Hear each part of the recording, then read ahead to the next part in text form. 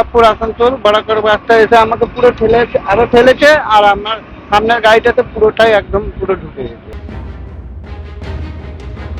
ফের 19 নম্বর জাতীয় সড়কে পথ দুর্ঘটনা। অল্পের জন্য রক্ষা পেল 4 চাকার গাড়ির চালক সহযাত্রীরা।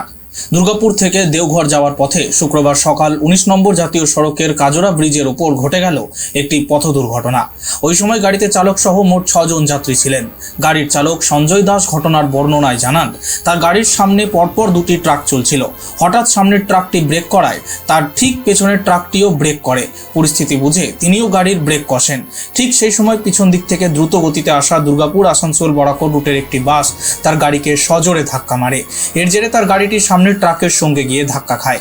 চালক জানান, সৌভাগ্যবশত বড় কোনো দুর্ঘটনা ঘটেনি। গাড়ির যাত্রীদের কেউ গুরুতর আহত হননি এবং অল্পের জন্য প্রাণে রক্ষা পেয়েছেন।